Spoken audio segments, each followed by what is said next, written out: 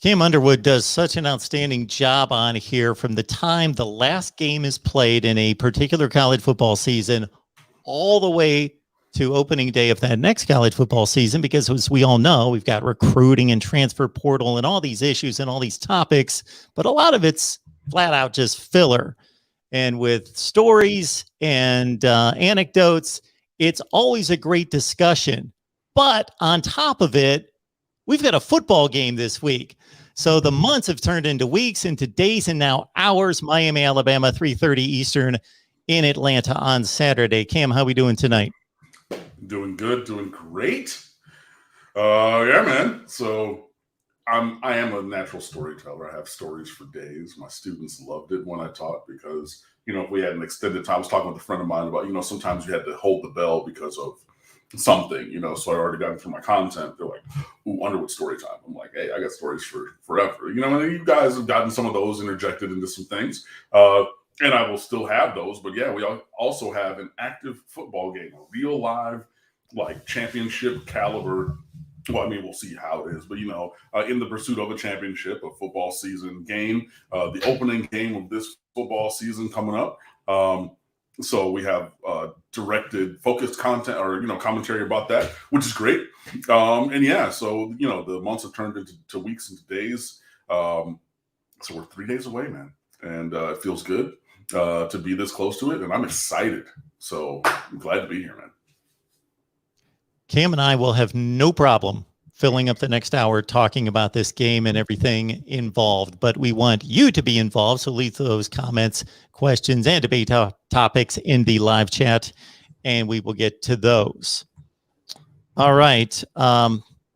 Alabama, I spoke with two Alabama beat writers today, or one more specifically, a sports director there in Tuscaloosa, running down. And both of them have great respect for Miami, the ability, and in talking to Nick Saban, his coaching staff, and the players leading up to this game. Of course, much of August was focused just on camp and prep for the season, but more specifically about Miami in the last week to 10 days. Very laser focused on taking Miami seriously as an opponent. So we may not get any comments or questions in the live chat about that this week. Know that Nick Saban and his coaching staff and the Alabama Crimson Tide, I think they have their game faces on and will be ready on Saturday to take Miami seriously. Wow. No question about that.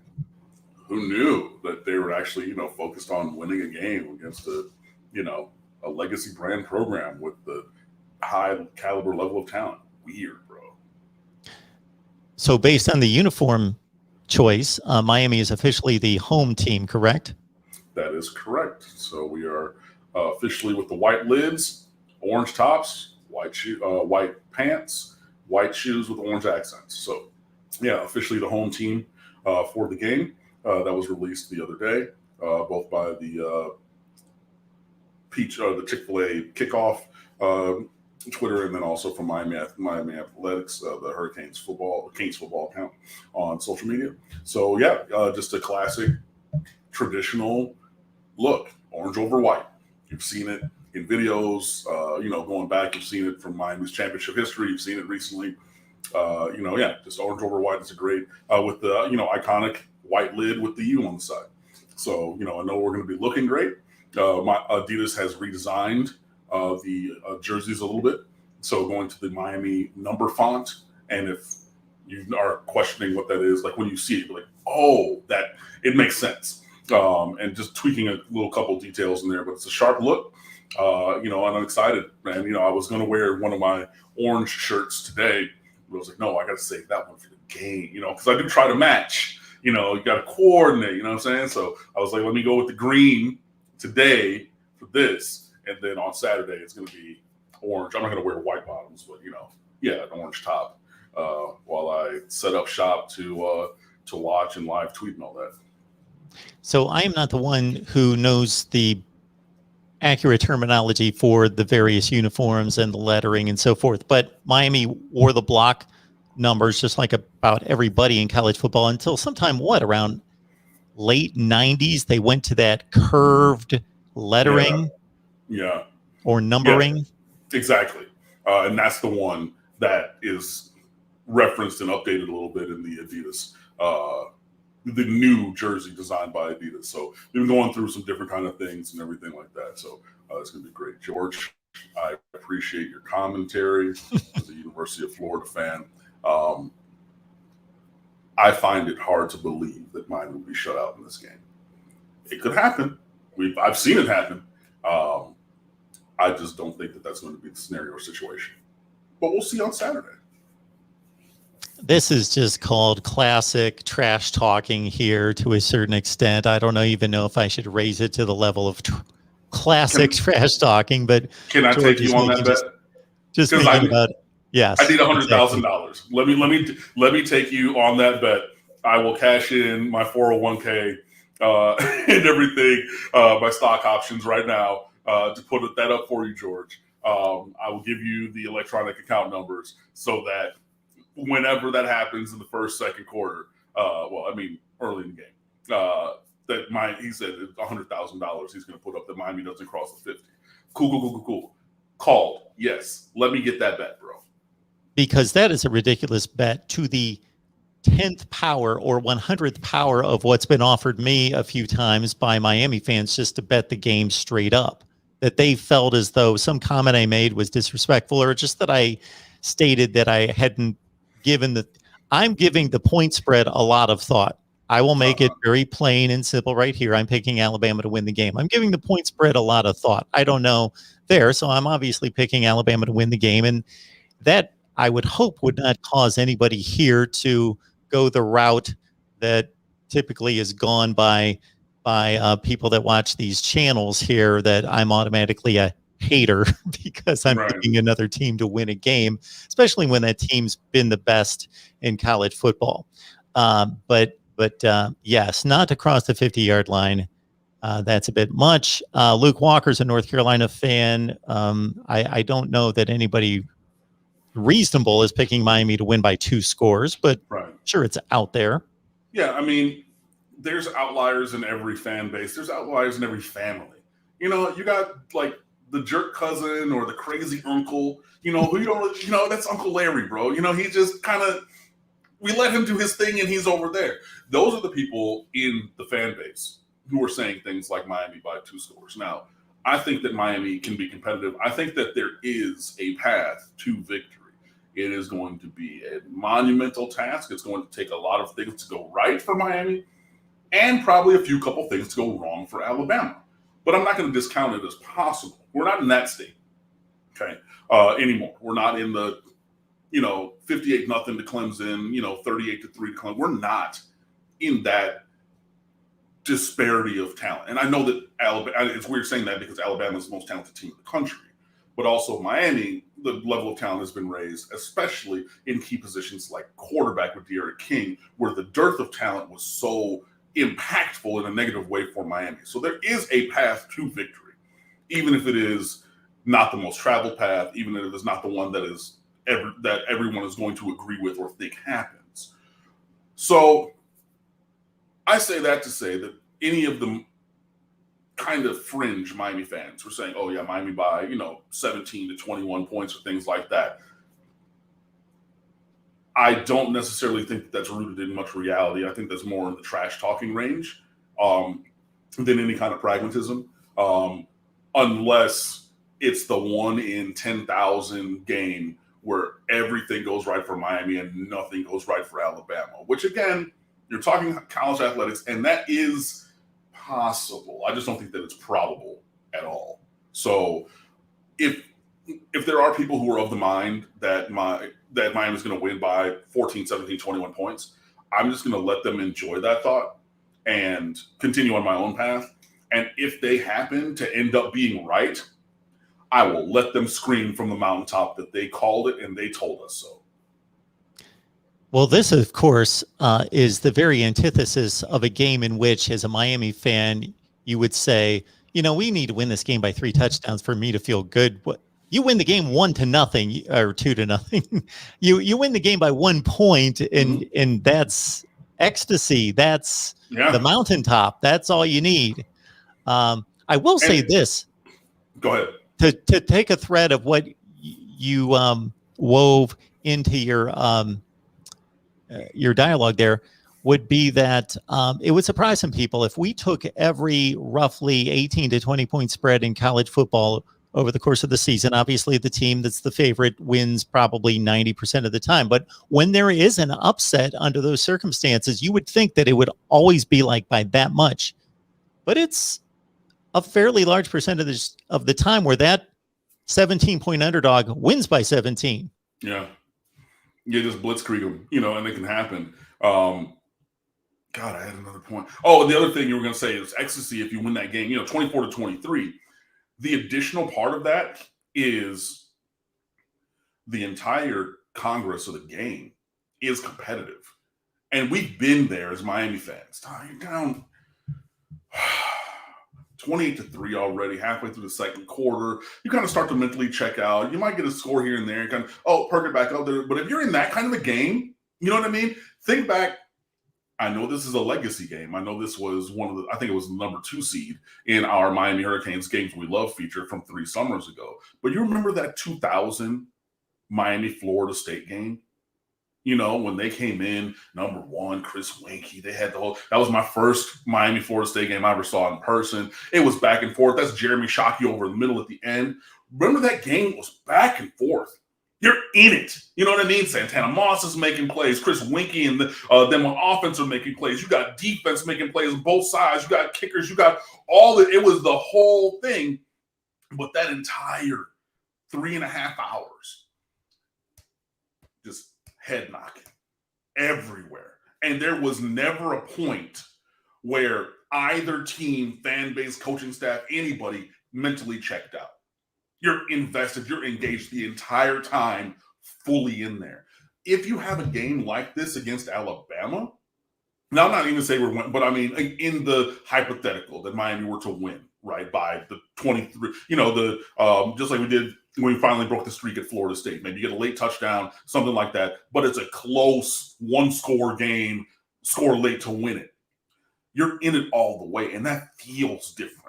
You know what I mean? Even if you're in it all the way, and it's like that Louisville at Clemson game when Buddy on the sideline could have cut it inside and won the game for Lamar Jackson and goes out of bounds on 4th and goal.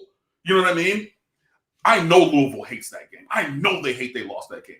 But goddamn it, they were in it literally until 4 seconds left in the game. That has a different feeling to it. And I would love it to have that kind of connection to a big game, as opposed to, I mean, even the Florida game that we lost and gave up 47 million sacks, that was a game that we're in and should have won and stole defeat from the hands of victory. But that was a game where, okay, we're in there all the way, and we had some things that went wrong, but you feel that connection to that game. That's different than the LSU game, which was over at halftime. That's different than either of the last 2 Clemson games, either 58-0 in 2015 or 38-3 in 2007. Well, 2 of the last 3, not the one last year. Even the one last year, you get that blocked field goal before the half, a little bit of fool's gold because you didn't really do much to get that, but you still feel a little bit better at 28-10 than what it could have been. You know what I mean? But I would love it if this was a competitive game and we're able to really sink our teeth into it and really grow the foundation for the season moving forward. And while, spoiler alert, I think that Alabama's going to win. Sorry, guys. Don't want to burst your bubble. I would love it if they proved me wrong. And you've heard me say this so many different times. I would love it if they came out and hit them in the mouth and found a way to win this game. I am rooting for it. I am cheering for it. I know that I blog. I'm not going to be in the press box. I'm not going there because I was going to go. And then after I made plans to go, I got a jury duty summons, and it's right here on my goddamn table for Friday. So, and I'm taking Fridays off for a little bit because, got to use my vacation time. So I'm like, cool, I'm going to leave on Thursday. And then literally the day after I made the plans, I get this jury summons for this week, Friday. So I'm not going to be there. So I'm going to be cheering here. Why? Because we're not going to be in the press box. And that's okay. And I'm going to be cheering for what? A Miami Hurricanes victory. And again, there's a way to make it happen. We'll see if we can climb that mountain. Cam, I think you can understand my thought here that if this game's 21-3 Alabama in the second quarter, most of America is going to either actively check out and go to another game, or they're going to think, this game's over. If Miami goes up 21-3 in the second quarter, there's like a fascination as to, can Alabama pull off the comeback, or is Miami going to complete this upset? Well, and that's also, remember what I've been talking about with Florida State when they were on their run against us, that you had to beat them and beat the mentality that they can come back, because we were up on Florida State multiple times and gave those games away because they had Dalvin Cook and we didn't. 2013, I want to say, down here, we go heavy formation, 5 wide. That's Clive Walford up the middle of the field. We go up 3 scores in the first half, and they ended up whittling it down. That's going to be the thought process, but hopefully we'll see if that were to happen. I would love Miami going up 21-3. That we have the temerity and gumption to be able to complete the victory. To Austin Keynes' question, my opinion on design, start, or play on Saturday: Zion Nelson, the left tackle, was limited or out for the last little bit of fall camp, the first 2 weeks of practice and everything. From all of the associated and assembled media who have been at practice this week, he is there. He is participating fully with the first team, and he is listed as the starting left tackle on the depth chart that was released. It is my full expectation that he starts on Saturday. D-Rock, thank you so much for the support, joining us during our last show, and now on to Miami Live with Cam.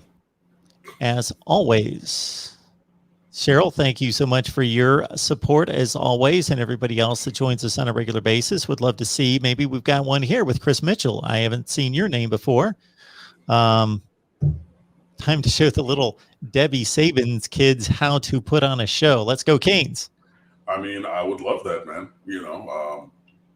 Speaking of shows, there's the second installment of the Hard Knocks Miami, basically the All Access Miami on the ACC network tonight at 8 and replaying at 8:30 on the ACC network. I had a floating schedule at the secret day job, so I wasn't able to catch the first installment, so I'm going to watch both of them back to back as I'm recording the second one, but that's on tonight as well. So you're talking about putting on a show. That can be a time, to start that and then moving towards Saturday. But yeah, it's going to be a game. And I want to see a good game. I want to see a competitive Miami. I want to see a Miami win. But I want to see us take a step to belong on that stage more than getting summarily dismissed, which has been the majority of the case when we're playing these kind of elite teams in the recent past. And not that anybody cares about my rankings, but they're released every Sunday after the Saturday games. And if Miami plays, now, of course, it's contingent upon what else is happening in the country, but I can pretty safely say that if Miami stays within 10 to 14 points, and what I consider to be a 10 to 14 point game, not they're down by 30 and then they score a bunch of garbage at the end and only lose by 14, but legitimately stay within a couple touchdowns, they're going to be elevated in my rankings, in my thoughts, in my evaluation. If they're able to stay, for me, that's a competitive football game, 38-24, with the team that I expect to be the best team in the country and certainly was last year, that for me, that's a fringe top 10 performance. I mean, coming into week one, in week one of the season, that makes sense. And, we'll see. We'll see.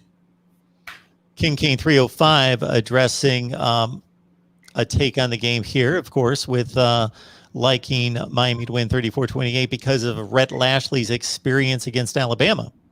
Yeah, and that's good experience to have from when he was at Auburn and everything. Calling plays for multiple years, and you have a mobile quarterback who is the archetypal player that has given Alabama some troubles over time. So, I think that Rhett Lashley is ready for the moment.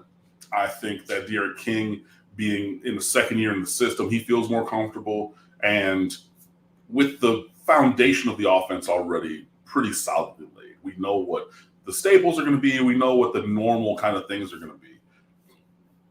I expect to see some wrinkles. You're not going to throw every wrinkle in the playbook out week one.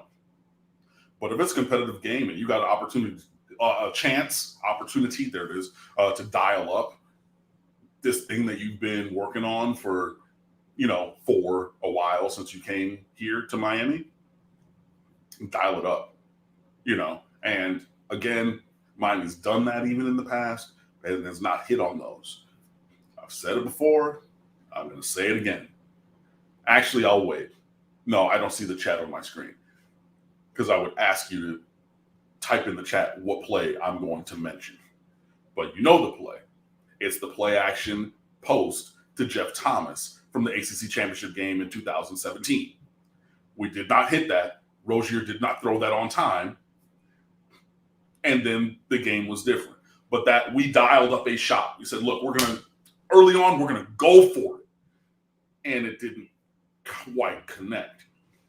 I don't see any reason why you don't go for it now. Within reason. I'm not saying 4th and 17 on the 2-yard line, down 10-0, you're going to dial it up. But like with the situation scenario, like, maybe you get a first down across the 35. It's a 2nd and short. You convert the first down. You're across the 35-yard line, 1st and 10. Okay, cool. Turn it up to 12 and see what happens. That might be a time. But yeah, Lashley, I think he has something dialed up. I think he has a couple of things in the playbook. And for me, the thing that I always look to, and I've said this for a while on here, it's a thing. I had a conversation with my buddy Bud Elliott. I know he's a persona non grata for some of you guys, but Bud is a good guy. Trust me, man. But when he was coming down here for some recruiting things, we went out for chicken and beer after the recruiting events, and we always talked about surprise left-handed skill position player trick plays.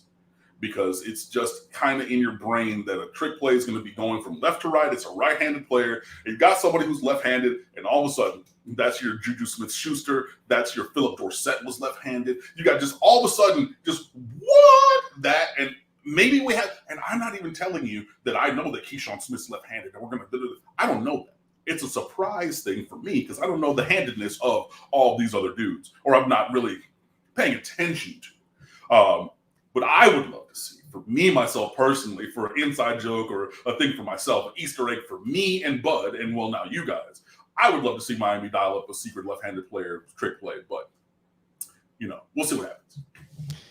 In Super Bowl 12, the Dallas Cowboys ran a halfback option to Robert Newhouse, their fullback, and even though he was right-handed, they pitched it left, and he turned his shoulders and threw a perfect dime over 2 defenders into Golden Richard's hands for the game-clinching touchdown.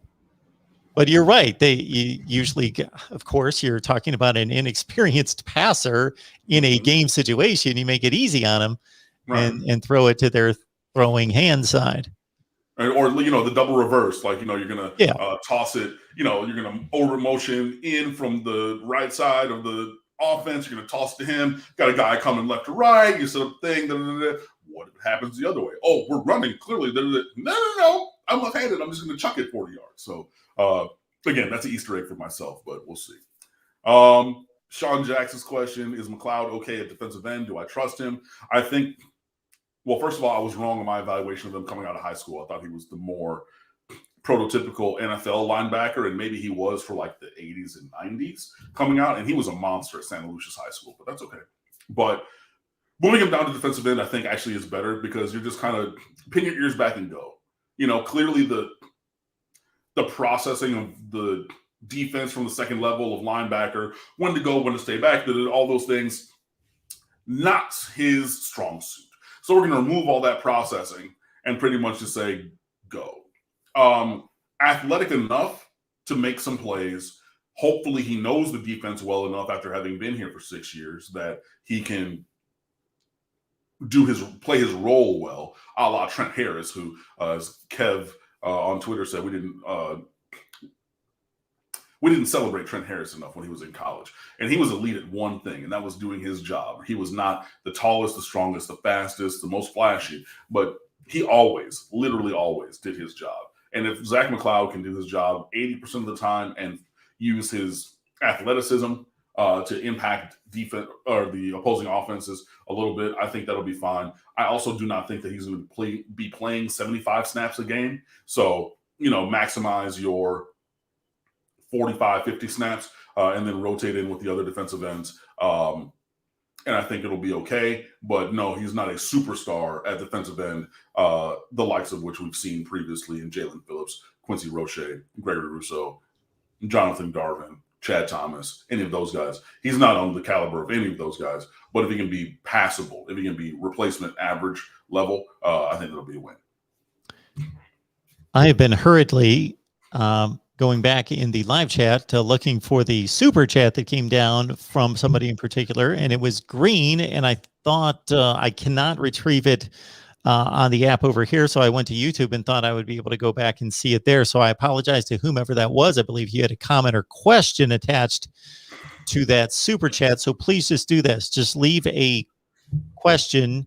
Again, leave your question or comment in the live chat and we will post it. Maybe put it in all caps so it stands out to me, and we will post it. And we also get this super chat in from King of Battle. Thank you so much for your contribution right there. We appreciate it so much. Very nice. Thank you. I will give Cheryl this place in the show just because she's so faithful and loyal to all the shows. But for some reason, Cheryl wants you to guess what team she roots for. I don't know why you would know or have noticed any of her comments in the past to know this. No. Okay. Tennessee? Yeah, she just asked that. Cheryl, do you want me to divulge your rooting interest? If you do, I will. I didn't know why you picked this spot to ask Cam if he knows who you root for. Okay. Turnovers, yes, will be huge, folks.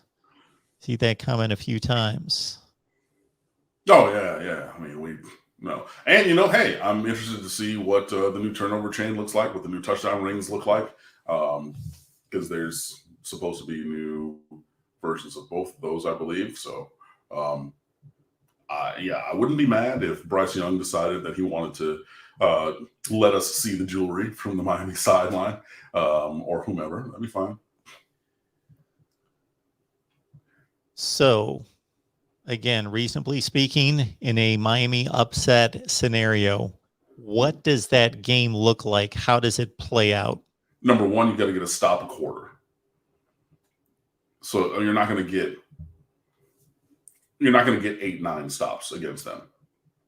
But Miami's going to need one stop per quarter for one. So that they don't just keep scoring and scoring and scoring. Got to get a way to get them off the field. And anything more than that is bonus. But you're thinking between 3 to 5 stops in the game for one.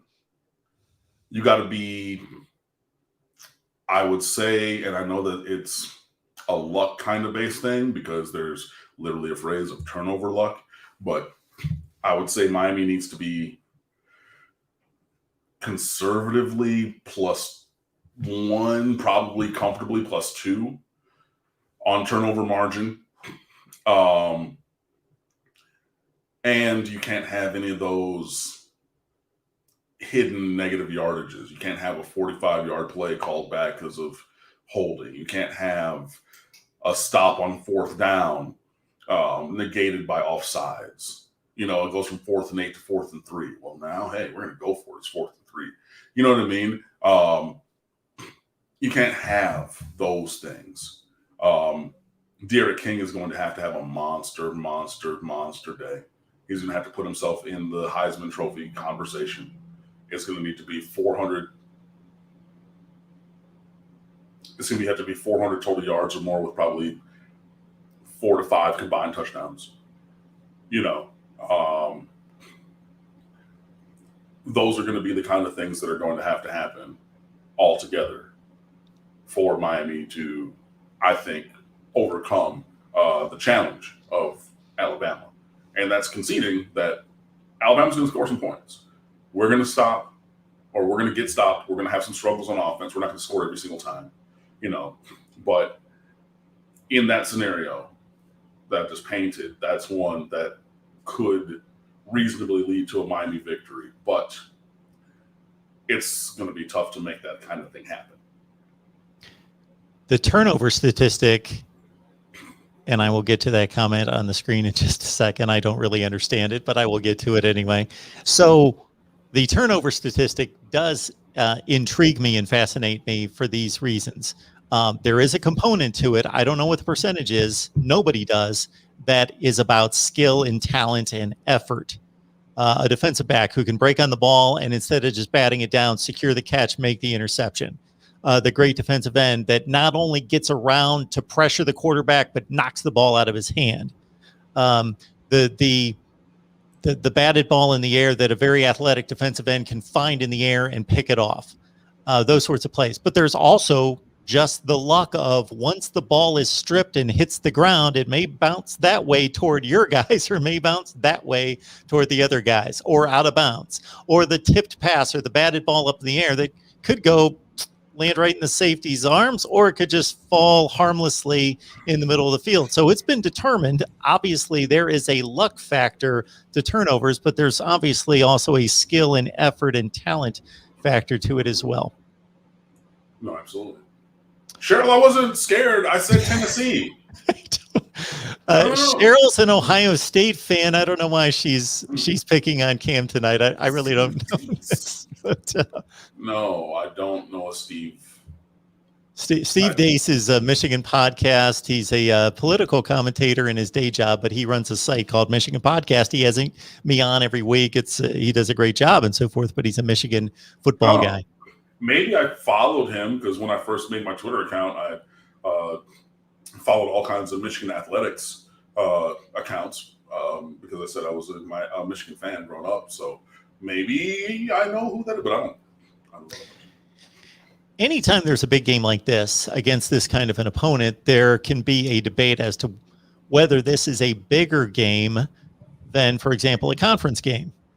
Uh-huh. So technically, you want to win all the games and go to the playoff and do all those things. But first and foremost, it's about winning the conference. And of course, this is not a conference game. So there is an argument that the Duke game is more important than the Alabama game. That seems a bit ridiculous, but technically speaking, it counts toward the conference, of course. So where would you rank this game?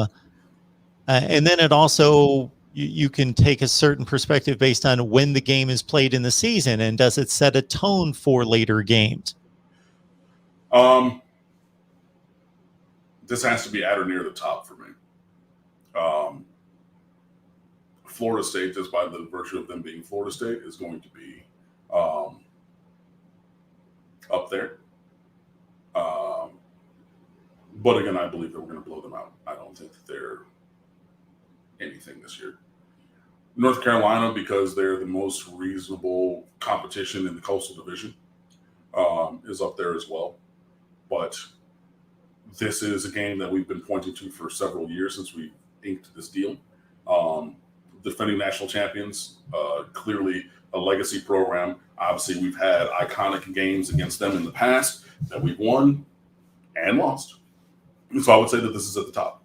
Now, if you're talking about getting to the ACC championship game, yes, Duke counts more towards that because they're in the ACC and Alabama's not. But no, I would say this is a measuring stick game. This is at the top of the list for me. And yeah, it's in the opener, and we'll see how those other ones develop with how the season goes for our team and for the Miami Hurricanes and for other teams, because I'm not on the team, so I can't use our for that. But yeah, this is at the top of the list. This is a spotlight game. This is a marquee game. And if I wanted to be like when I was a teacher or like when I coached and anything like this is the game that we're playing this week. So this is the biggest game of the season, century, millennium right now, because it's the one game that we're playing. And again, we need to be all in for that. We need to be all in, 100% focused on every game. But yeah, this is the one at the top. Cam Underwood, State of the U, chopping up the canes, of course, for all of you. As Alabama's front and center, week one of Alabama's neutral site games that they've grown so accustomed to since Nick Saban took over. We had an Alabama guy, Gary Harris, on from WVUA in Tuscaloosa today that addressed that in regards to Nick Saban taking over an Alabama program that we would not recognize today in 2007. And one of his strategies was to put Alabama back on the big stage, playing neutral site games against big opponents.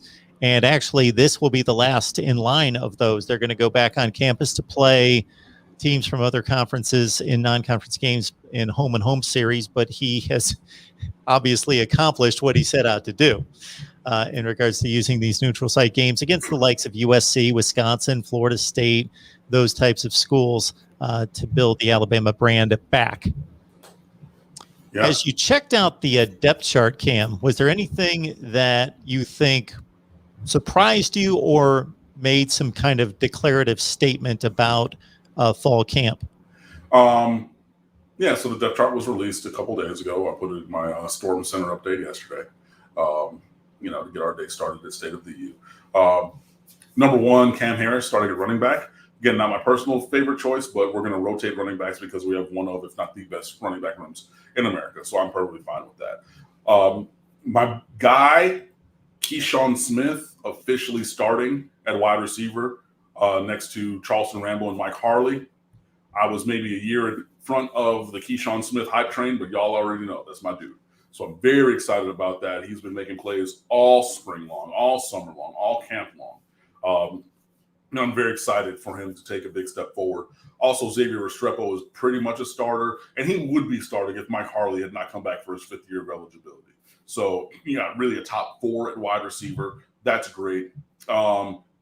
Conversely, at wide receiver, D. Wiggins is a second stringer, and Mark Pope is not listed. Give him every chance in the world, and hey, some people go pro in something other than sports. And if those guys can't catch the ball, and everyone was given the equal opportunity to prove they were able to do the job of getting open and catching the ball, and those guys didn't do it, hey, onward, upward, and forward we go with other guys. Sorry. So, there was really that. Elijah Arroyo at tight end 2, so the backup tight end and the second one in 2 tight end sets. Learn the name now. He's the next one up here at tight end university.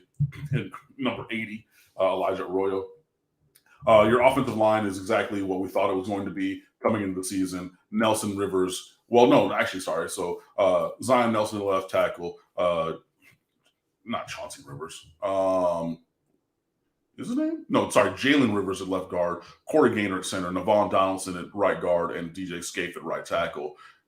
It's a good line. It has a lot of experience, has talent, size. And hopefully we're able to leverage them to take a step forward. I want to see how long it is until Leonard Taylor starts stealing snaps at defensive tackle, because that's a kid you're not going to keep on the sidelines for long. Amari Carter winning the striker job over Gilbert Frierson was high-key the best battle through camp. Every day people were talking about those two just being at a starting level, and it was really a heavyweight fight. That was a Hearns-Hackler position battle.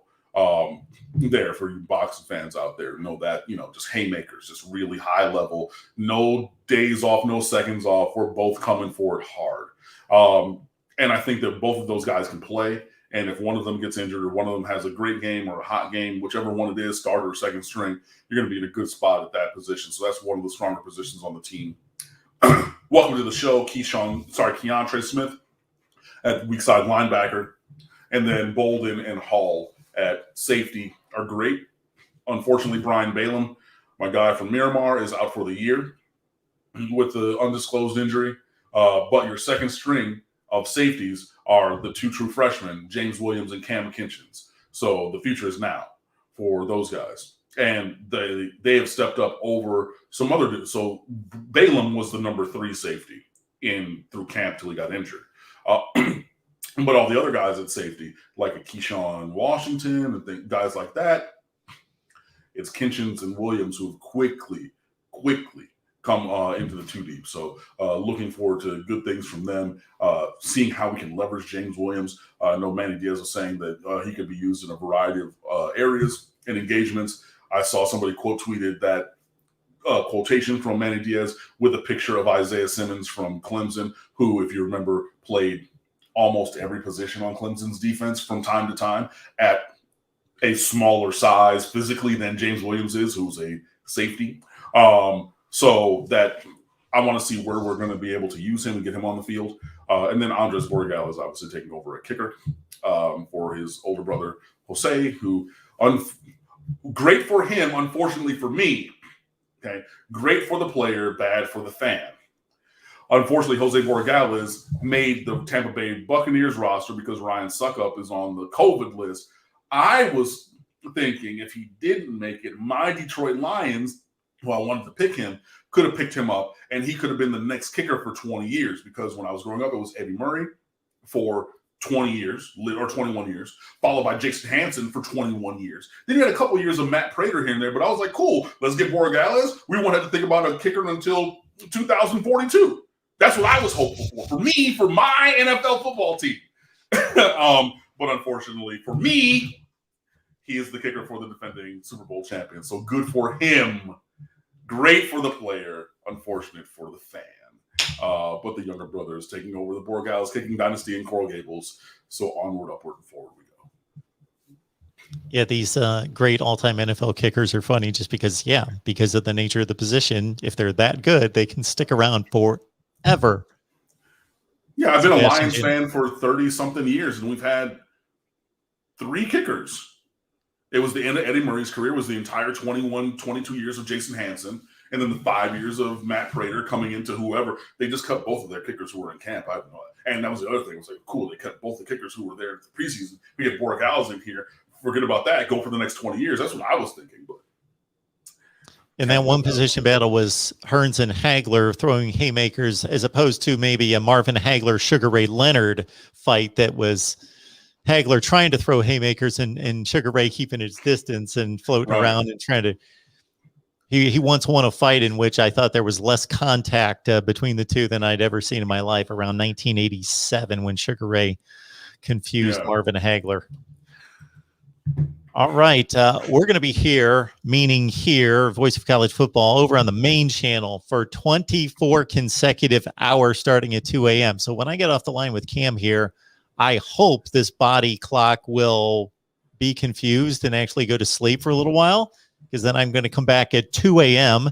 and fire it up. And so there is no way that I'm sitting planted here talking college football with all of you for 24 consecutive hours. First of all, fortunately, I got 3 people that are going to fill in for 2 hours at a time that I can take a little 90-minute nap, hopefully can go to sleep. But you may see me wander off to the kitchen, turn the camera, make some scrambled eggs in the morning. There's no way I'm going to sit here. I sat here for 4.5 hours the other night, and I was like, no way am I going to be able to do that. My first run's for 10 hours. So that's going to be a bit difficult to do that for 10 hours. So we will attempt to do that, but we're going to talk college football with all of you and have some fun with it. And I committed to it, so we're going to carry it on through, and we'll have some fun with it. So very nice. We will do that. All right. We have about 10 minutes left, folks. If you'd like to leave your comments and questions there in the live chat, and also consider contributing right here to our show, whether that be the Super Chat or Venmo, PayPal, and Cash App, just search MarkRogersTV and understand that that's a more direct way. But I would also ask that you would put Cam's name on your contribution. All right, George, I would post all these comments. I'm not knowingly or in a spiteful way bypassing all your comments. Just understand that you comment you're like 78% of the comments, so I can't post all of them. And I'm going to show a couple digs to the Canes fan base, but not nearly all of them. All right. Okay. So regardless of whether this was Alabama or a typical opener, it was nearly this magnitude a few years ago with LSU, or the typical group of 5 team. Who is either new on campus or did not see much action last year that you are just this season excited to see? Charleston Rambo on offense, because I think that we needed some upgrades at wide receiver, and I think that he operates and offers that. So he's a guy that I'm looking forward to seeing. Jalen Rivers at offensive guard, running a zone-based scheme, and reading this piece from Justin DeTavio about the scheme theme and everything. If Miami runs a zone-based scheme on offense. Elite guard play is just great. I've seen some other people talk about that, Daniel Gould on Twitter and things like that. So you have a guy who's massive. He's 6'5", 335, second, a super freshman, and stepping into that role. So you have him and Devon Donaldson at 6'5", 345 as your guards. So I'm really looking forward to seeing how they are able to positively impact the game. So you got that Tyreek Stevenson at cornerback, obviously the Miami Southridge alum coming back after being at Georgia for a couple of years. He's a guy that I want to see.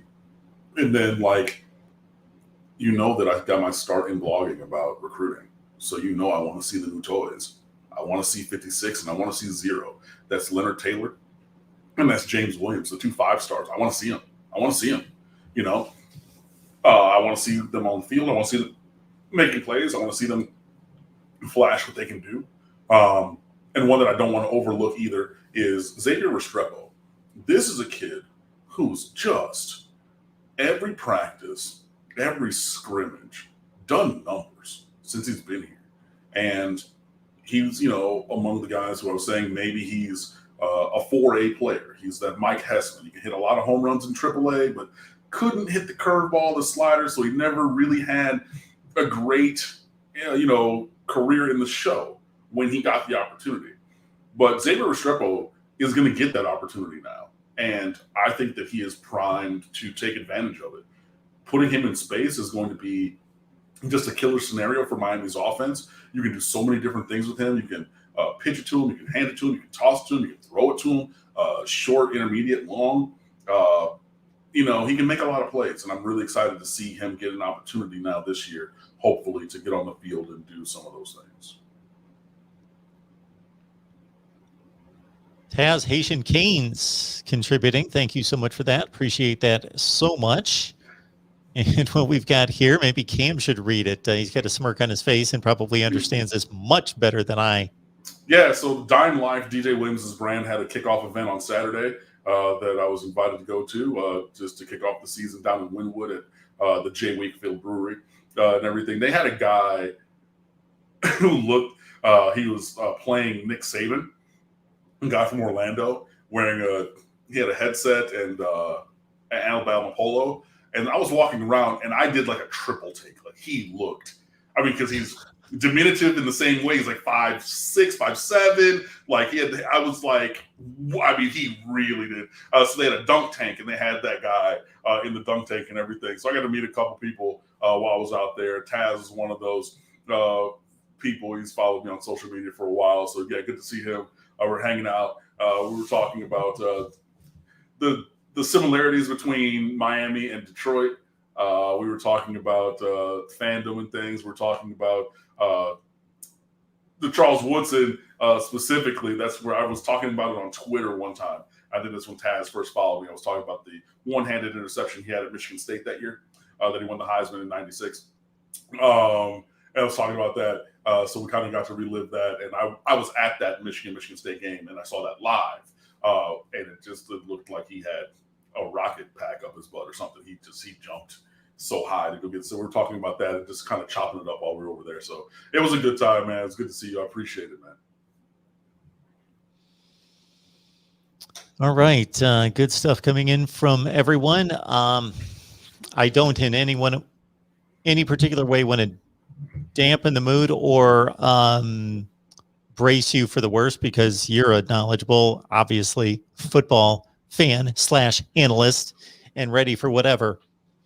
But I will not be surprised if we're here at this point next week and it's not following some ridiculous like Clemson 58-0 kind of game, anything like that, but it's in the 42-17 realm where it was decent for a half and then it got ugly, and it was that kind of game where I think a lot of Miami fans will need to be reminded that if they look across the country and look at what Alabama usually dishes out to various teams that are really good, that it looks something like that. And that doesn't mean the season's over and that you're not any good. Let's but it could be that kind of game. Yeah, I mean, it could. It's not what we want or hope for. But Alabama has done that or worse to teams of our ilk, and even better. You look at teams in the playoff last year, and they could have arguably been some of the top 5 or 10 teams of the last 5-10 years, and Alabama ran them off the field. And it's not the exact same team coming back, obviously, and things like that. But I mean, they're a powerhouse program, so that is again potentially possible. But again, respect all opponents and fear none.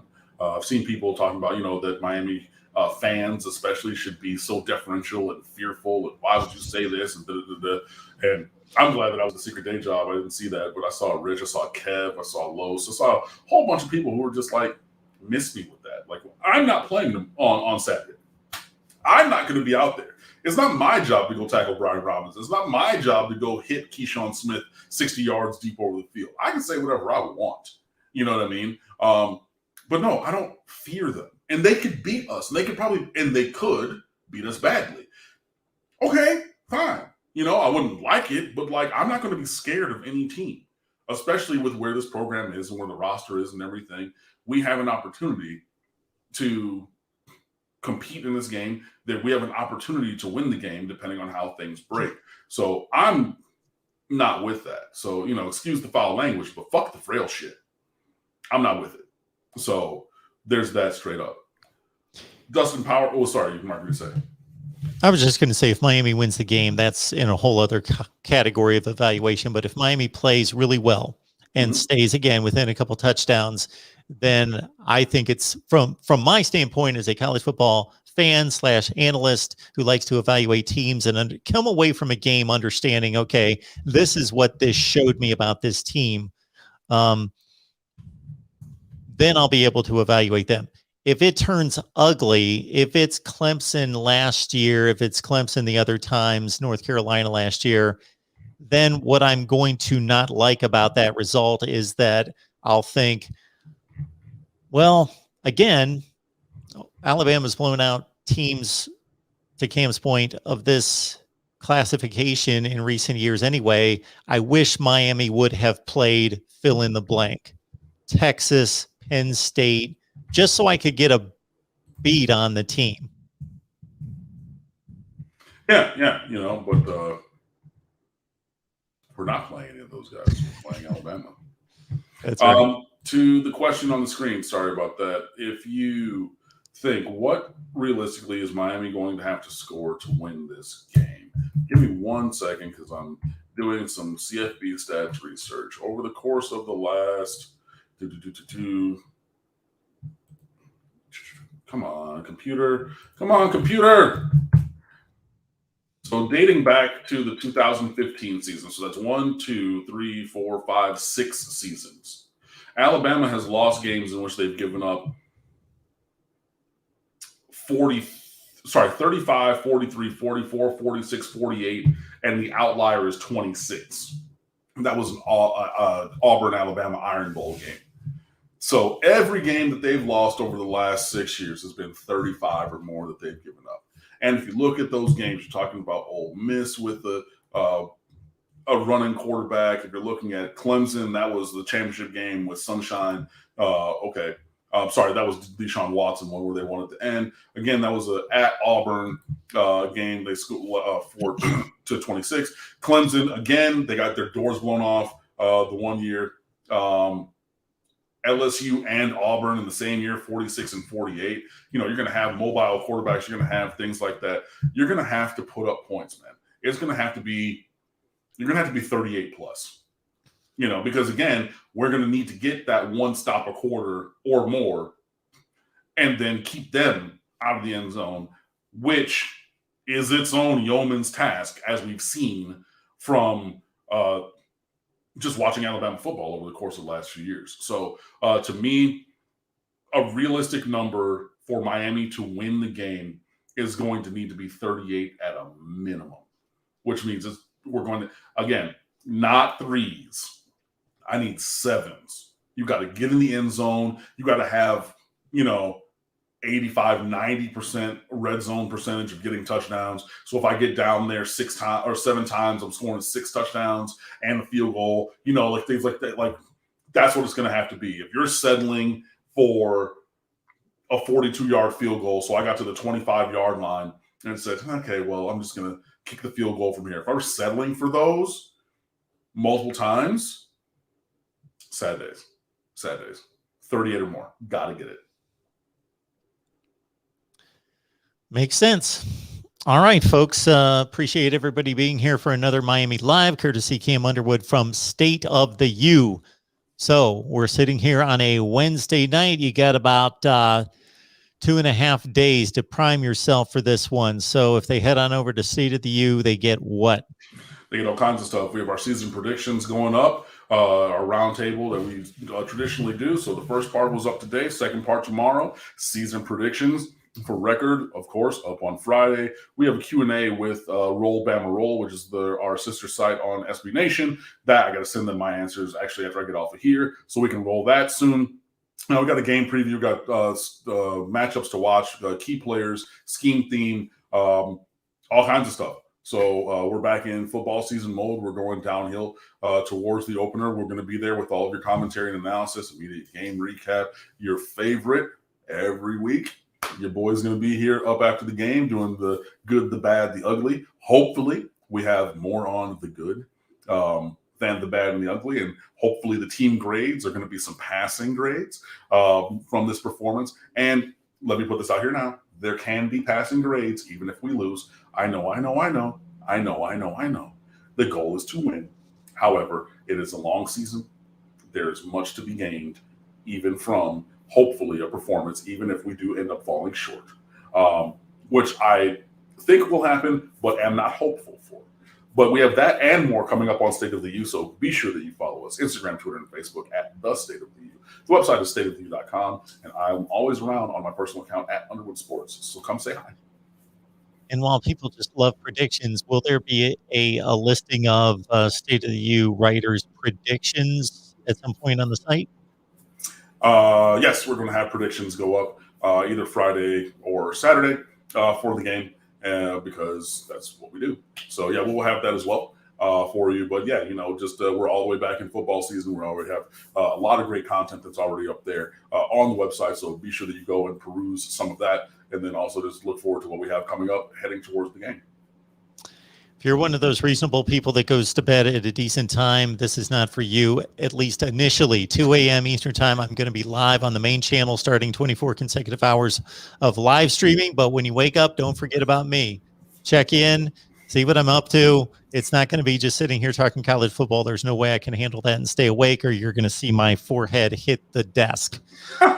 So we will give it to you with a lot of guests coming in as well. Cam, appreciate you so much.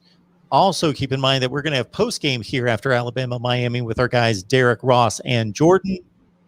And, yeah, my pick at Patreon, along with some other media members there. Cam, you're the best. Appreciate you delivering again. Hey, no problem. That's what I'm here for. You guys have a great night, Mark. Good luck with your 24 hours, and we'll talk soon.